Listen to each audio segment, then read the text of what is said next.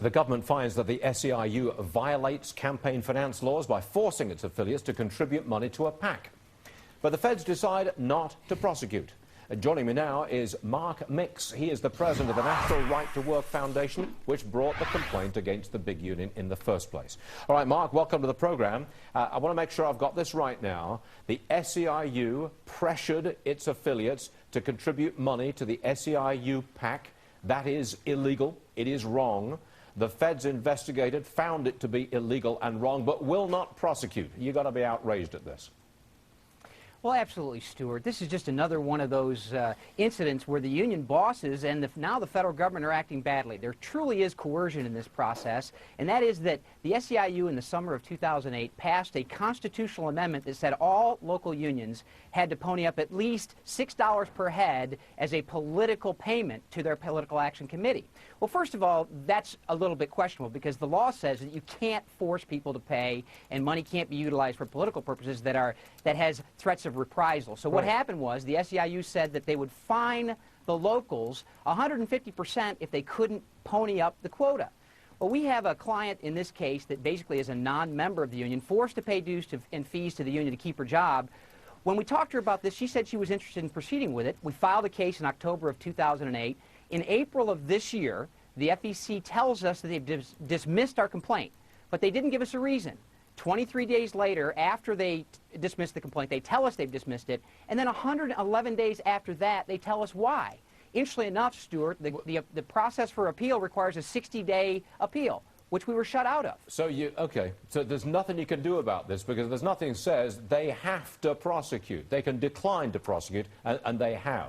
Now, is there a parallel here between the Black Panther case? The two gentlemen at a polling station in 2008, one of them had a nightstick, probably threatening people. It appeared like a threat to the electoral process. Again, the Justice Department declines to prosecute. Is there a parallel between that and this SEIU case? Well, certainly the idea that you use coercion to either get someone to do something or stop them from doing something is exactly the type of situation that the law tried to address in the Federal Election Campaign Act. I'm thinking of a parallel with political influence. Don't want to prosecute the Black Panthers, don't want to prosecute the SEIU, whose former leader, Andy Stern, still sits on the President's Deficit Reduction Committee. I mean, are we talking here about gross political interference? Well, Stuart, I'll leave that to the media to decide, but here's the fact. President Obama has nominated the Associate General Counsel of the SEIU to sit on the Federal Election Commission.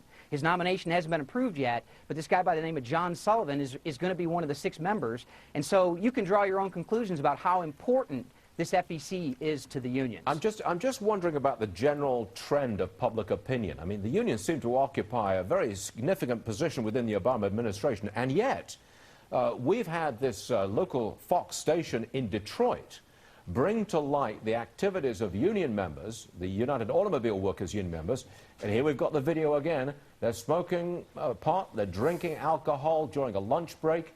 Now, that was brought to light by a local station in Detroit, the home of American industrial unions. Do you think, is there a little bit of a shift in public opinion here? Well, Stuart, the first thing we know is that 80% of Americans oppose the idea that workers are compelled to pay dues or fees to a union to get or keep a job. I think with the tremendous growth in government and what you're exposing here as far as the cost of government benefits, the American public's beginning to realize that the cost of government is directly related to union monopoly power in government. And we're going to see more of it as we move into next year. And I think you're right, the American people are waking up to it. Mark Mix, always a pleasure. Thanks for joining us, sir. Appreciate it. Thank you.